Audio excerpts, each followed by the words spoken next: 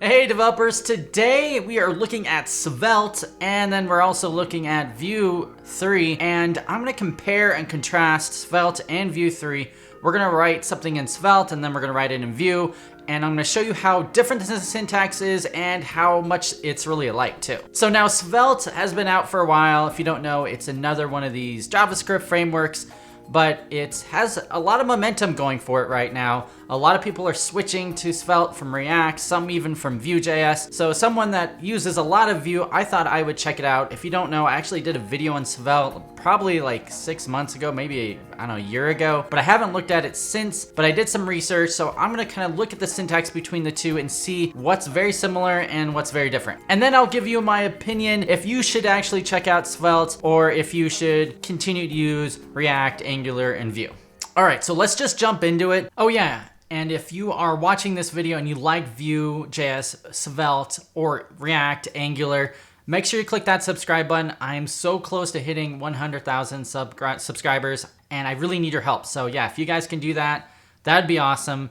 All right, so let's jump in here. In the right-hand side, I have the Svelte playground. I have the left-hand side, I have a Vue playground. And so each one of these will allow us to create really quick apps, so we don't have to necessarily get it up and running in VS Code. You can just do it online.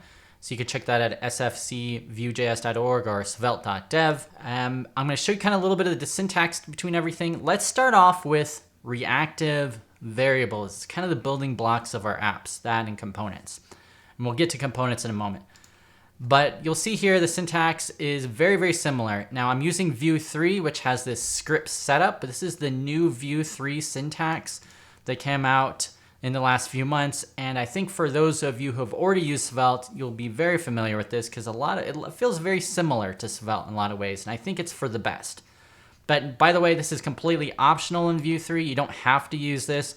There is different ways of creating components with something called DefineComponent or the options API, but I really like this type of syntax, and it makes sense, a lot of sense to me. And the first thing we want to do, we're going to do the quintessential counter example. We're going to create a counter.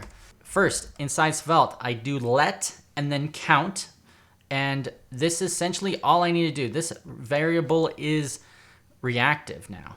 And if I put it inside here, I'm going to put, I don't know, I'm going to put a div tag, I'm going to put in $count. And by the way, inside Svelte, you do one squiggly bracket. You don't have to do two like you do in Vue, and it'll display here. So it kind of feels like React a little bit in that way. And if I want to manipulate it, I can create a button. So I'm going to create a button here called increment. And inside this increment here, I'll have a way to bind events. Now in Svelte, we just do it with this on, and then the event name. And in this event name, we want to handle the click. And in this click, once again, we put a squiggly bracket, and then we want to put in what we want to do. So we're going to create an arrow function here and just do count++. And there we go. We have now created our first reactive variable in Svelte. Now for Vue, it is very similar. So I can create let count equals 0, and I can create a div here. This time I have two of the brackets. I'll put count, and if I want to create a button, if I misspelled that, and I'll call it increment, and this time I can do something called v-on. You put v-on and then colon and then the name of the event that you want to manipulate, in this case click, and then this time instead of putting the brackets, I put in quotes, and everything inside the quote is essentially just like what you have the bracket here. It's like a JavaScript expression. So I can do the same thing. I can do an arrow function and then put in count++. Now you'll notice right away this doesn't work because there's one other thing you need to do. This doesn't work out of the box. There is a new RFC coming out that will have a way to kind of add some syntactic sugar to what's called refs, which will make this a little easier, and you'll look even more like Svelte. But for now, you have to import ref from ref. And if you're interested in that, it's not out yet. There's just some discussion. I'll put a link in the discussion about the syntactic sugar for ref. But essentially, you just do, right now, all you need to do is put ref, you surround it by it, and we put Vue here, not ref.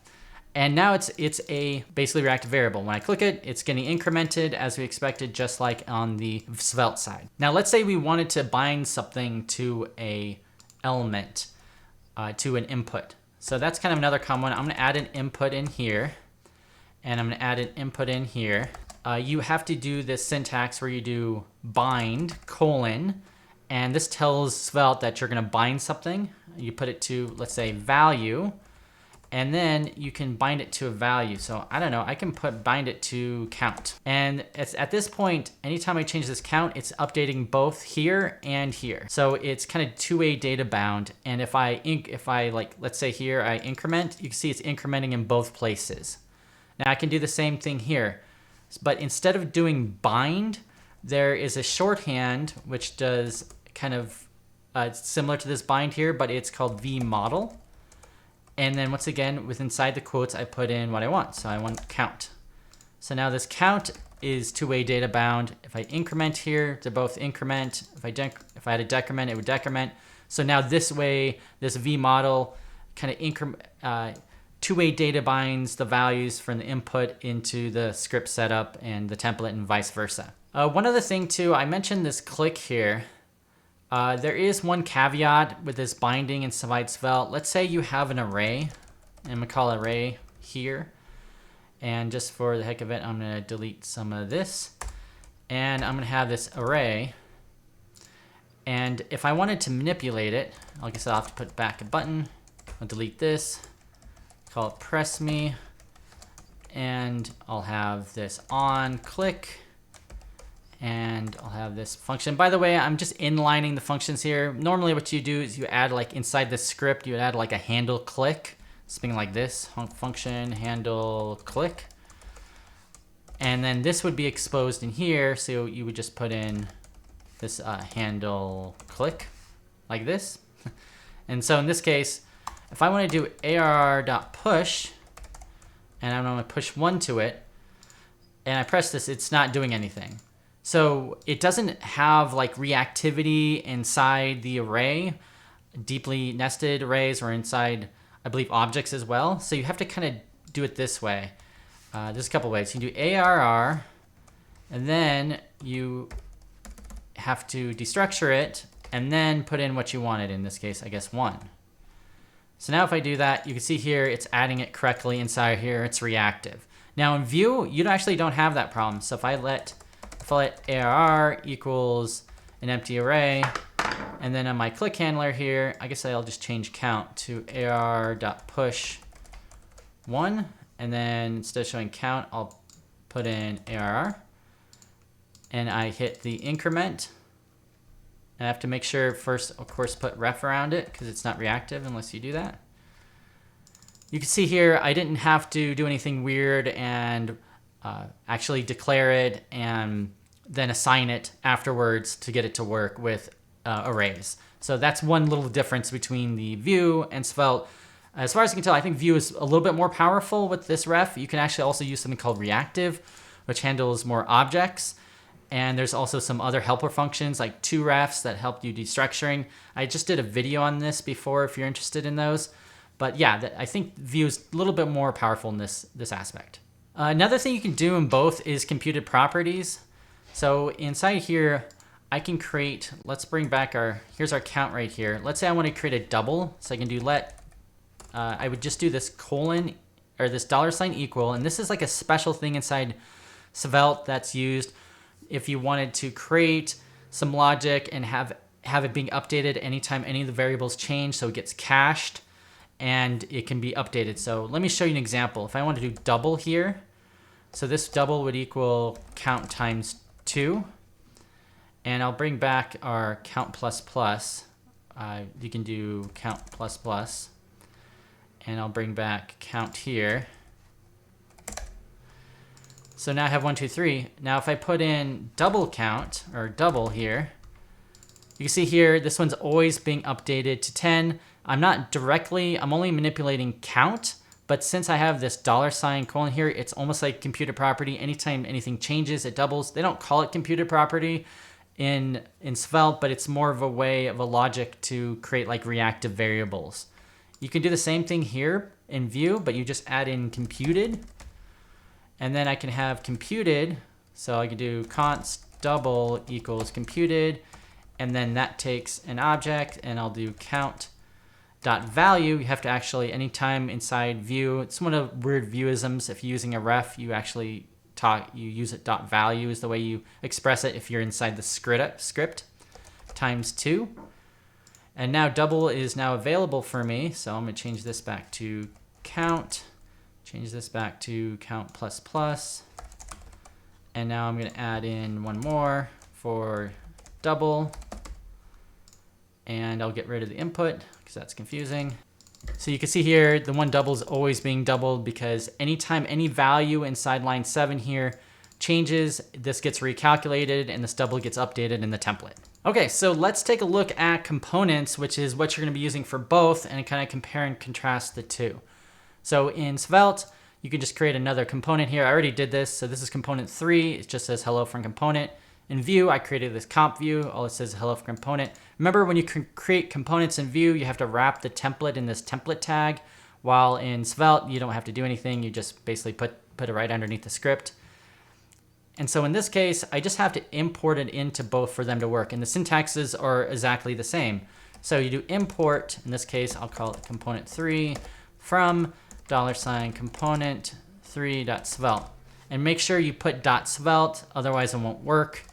And then I can just have my component, if I spelled right, 3 here, and it's working. It says hello from component. Exact same syntax in Vue. So import comp from comp.vue. Once again, you have to use .vue afterwards. Then comp. There it is. Now I have hello from component on both. It works the same. Props. So if you want to pass information into each component, they are quite a bit different. I think Svelte actually makes this way easier. So in Svelte, I can just create a variable and put export in front of it. So I can put export let name. Let's say we can even default it. So if they don't pass anything in, it'll always default to this. So I'll say Erik. And then I just put in name here. Cool. So you see here it passed in Erik. And if I wanted to change that, I just pass in a new variable. I'll do name equals, and I'll put in Bob. So now I've passed in Bob and it works. So for Vue, it's a little different. And so with this new script setup, they added in a couple different functions, a couple different ways of doing this.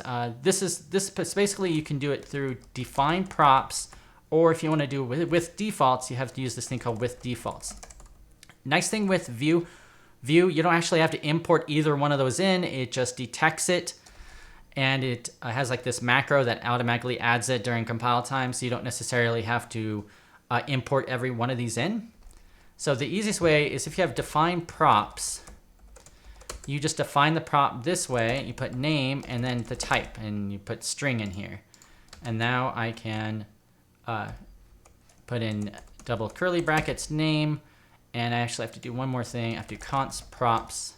Well, we'll destructure it here. Name equals DefineProps. And right now it doesn't show anything, but if I come back here and inside this comp, I put in name equals, I don't know, Bob. You see here, now it worked as expected. So you use this DefineProps. Now, if you want to have a default value, it's a little bit different syntax. So I'm going to comment this out. Well, I'll just go ahead and just change it here. You have to do this with defaults. And then inside the with defaults, we're going to have this DefineProps. And the second value is actually going to be the the default value on it in here. So we do name, colon, and we'll default it to John. And in this case, we actually have to express it in a TypeScript, and we have to express the values you want inside here. So in this case, I want name. I'm going to have it optional, and it's going to be type string. Cool. So now it's working correctly. So you have to use the with defaults, DefineProps, and it shows the name correctly. And if you come back over here, and let's say I delete this, now it has the default John. And remember, you have to put this question mark here. This is a TypeScript. Basically, this is an interface or a type that we're adding for DefineProps that tells it what value it should expect. So in this case, we're saying make sure you expect a name, it's optional, and then if it's not there, default it to John. So I think between these two, Svelte is way easier with its just export let name. This is kind of verbose with the defaults, but it's pretty powerful too. You can, especially with TypeScript right here. Svelte definitely supports TypeScript, but it's not done the same way. I mean, I'm sure you can set a type for this name if you had Svelte set up here, but this is the way you do in Vue. I think Svelte, like I said, is easier. Another really typical scenario you might run into is you have all these props that you're sending down, but it's kind of a pain to declare every single one of them in both these, every single variable. What happens if you just want to set the ID and the class and you're sending data attributes and all that? Well, there's a really simple way in both these frameworks, and that's almost exactly the same. So in this example, let's say I want to send a class down, and I have the style tag here. I'm just going to put in blue, and it's going to have a color blue. And I'm going to same thing with Svelte. By the way, you just add in these tags here and put in a blue as a class, and it's going to have a color of blue. And now I want to kind of use both of these in each one of them. So in Vue, it's really simple. If I pass in this class equals blue, it automatically works. I didn't have to define it with these props. It knew where to put it. It automatically put it on this element. And the very reason it knew it, because this is like the root element of the template, and it surrounds all values, so it knows it. But if you have, like, let's say a second element, I don't know, let's say I have a div here, hello, you can see it doesn't know where to put this class, because there's two elements, there's h5 and div. But there's an easy way of getting around that. In this case, you just do v-bind and then $attrs. And $attrs is a special value inside Vue that takes all the attributes. It's basically an object of all the props that are passed in through here. And so you don't necessarily have to define it, and cool, still works as expected. And you can even put it on both of them if you wanted to. And you can even go inside here, inside the script setup, and like destructure the attrs. There's even like a use attrs helper function in Vue, which you can then kind of take and extract things out of. And so you don't have to do this paradigm of declaring every single prop here. In Svelte, the same way, but you have to do it a little differently. So if I do class equals blue here, it gives you an error. Like, it doesn't understand unknown prop class. It says at the bottom in the console, and I'm sure you can't see it. So, but you can get it working, and the way you do that is you can bind it. So I can do bind. Well, let's see. First, the easiest way is you can do class here equals, and then there's something called $props.class. So this $props is like the same thing as $attrs in Vue. It's just named a little different, but this is probably named a little bit better because it's props. It makes more sense than attrs. People don't know what attrs is. But yeah, this is a way you can get access to the attrs, to the class, to all the props that you passed in. Another way to do that, it's very similar to React. You can just do, you can spread it over the H5, and it works the same way. So, and you can also destructure this and kind of play with the props. So $props and $attrs, very similar in Vue and in Svelte. I'd say maybe Svelte has a slight advantage because props makes more sense than attrs, but I think attrs sounds like attributes, so I guess maybe they're equal. You let me know in the comments. One feature that's almost exactly the same between Vue and Svelte is slots. So in React, you can pass in components as props. In Svelte and Vue, it's not really something you do. It's really recommended that you use this slot system. So the way the slot system works is, let's say here we add back in our, let's say here I have my comp, and yep, there it is, hello from component. I'll delete. Well, we can leave these name and class on here if we want. And now we want to add in some values in between the opening and closing bracket of comp. So in component here, let's say I want to add in a div here, but I want to have some information inside this div. So the easiest thing you can do is you just do slot, opening, closing, and let's say, just to know where it is, we'll do h3. This is a slot from child. And now if I put in values in between the opening and closing brackets. So I actually have to close it like this. Hello. Now it appears right under this is a slot from child. So this is basically called a slot. You can basically pass stuff from the parent component and the child component explicitly, and you can define exactly where it goes to the slot. You can even put default values, default info. So that way, if you aren't passing in data in here, let's say I delete this hello from the parent, now it shows the default information. Otherwise, it shows the information you pass in here. This is funny. I think they stole this from Vue. I guess borrowed or got inspired by might be the better thing. But in comp, so in this one, you do exactly the same thing. So let's say I have a div here. I can put in h3. This is from slot. And then I just put the slot here, and I'll put default. You see here's the default information in the slot.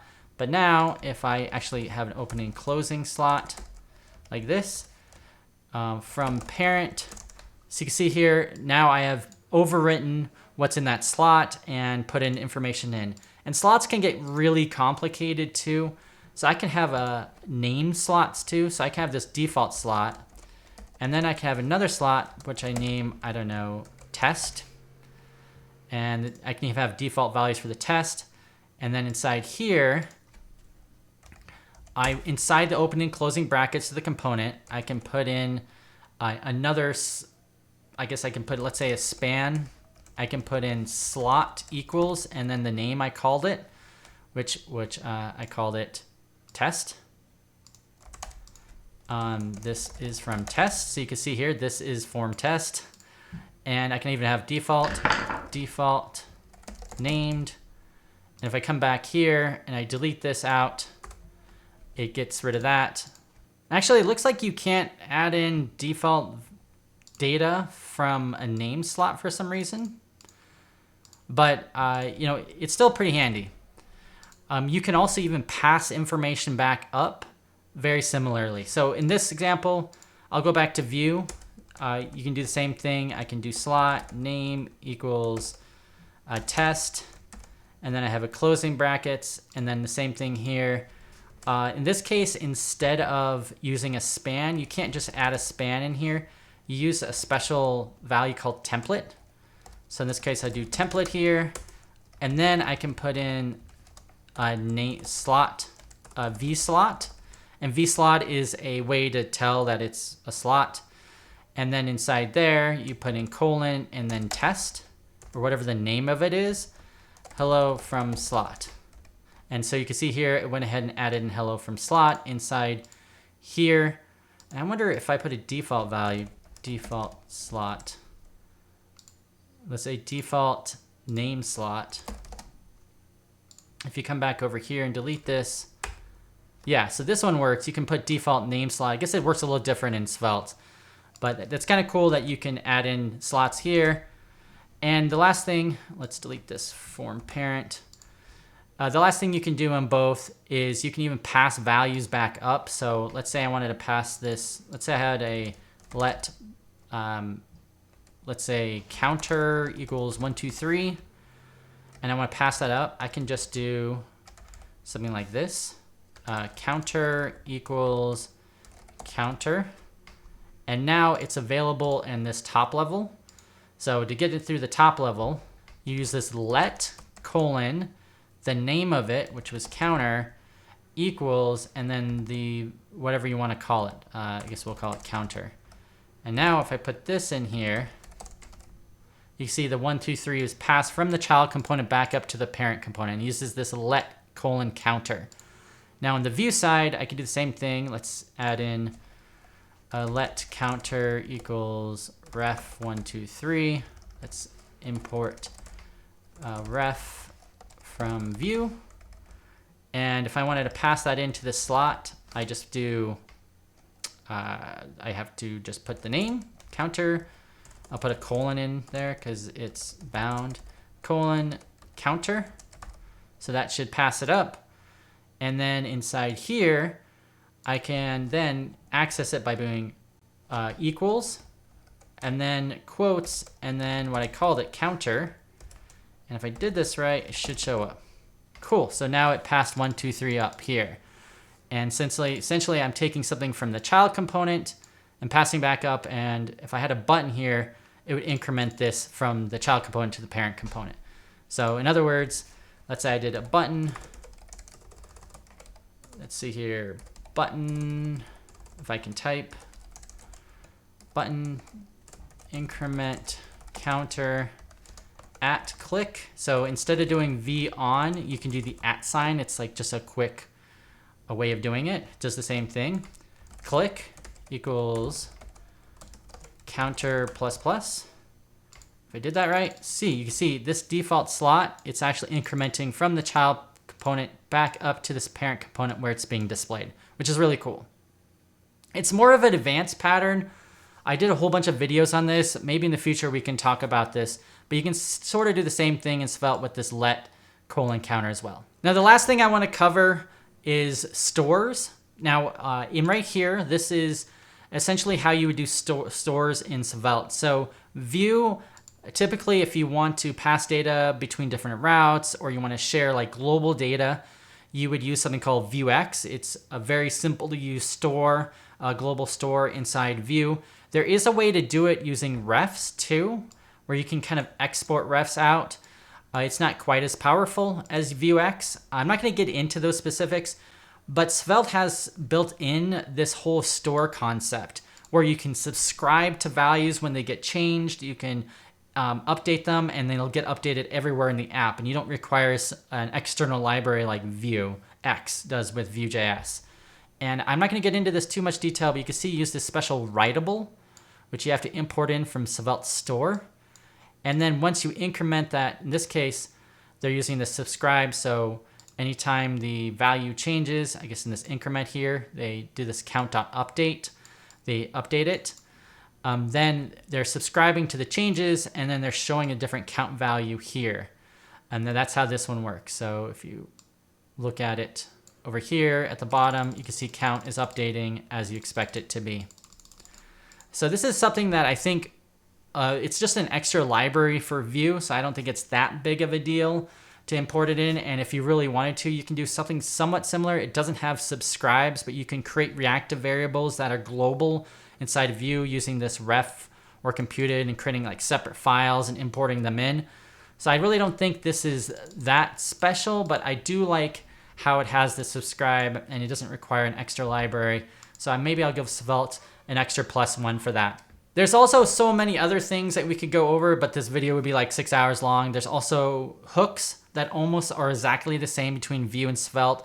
You import it on mounted, on destroy, things like that. But overall, you know, I really enjoy Vue and I really enjoy Svelte too. I think the Svelte community has done a great job at creating a very unique framework, kind of taking the best of Vue and taking the best of React and kind of combining it together. I think I think it's a little bit more on the Vue side of things on a lot of things, especially with the slots, especially with the hooks and using slots. I already mentioned that, but it feels very similar in that respect. But it feels like they kind of went the React direction on some things. Personally, I'm going to stick with Vue, but I'm definitely going to be probably doing more tutorials in Svelte because I feel like a lot of things are happening in that community and they have Svelte Kit and there's a lot of people talking about it. And I think it's a great framework. I think it's a great alternative to React. I think Vue and Svelte I would say Vue's ecosystem is still a lot bigger as far as I can tell. There's still a lot more developers on the Vue side. So Svelte probably would be in third place if you're looking for a job. Obviously React is the most popular, but I think second would be Vue and then Svelte. But Svelte's getting a lot of popularity. I wouldn't be surprised in like 2 or 3 years that Svelte is just as big as Vue. So let me know in your comments below what you think. I'm going to stick with Vue because it has an amazing ecosystem and I really love Vue, but I really like using all the different frameworks. So leave a comment below. And by the way, if you made it all the way to this part, I really appreciate it. I do offer mentoring. I'll put a link in the description if you need like one-on-one help with Vue, React, Angular, or if you need help with your career and you want to know how to get that first developer job, or you're a mid-level developer and you're trying to get into a more prestigious job, let me know. I've done it. I do offer it, so I'll leave a link in the description. Thanks.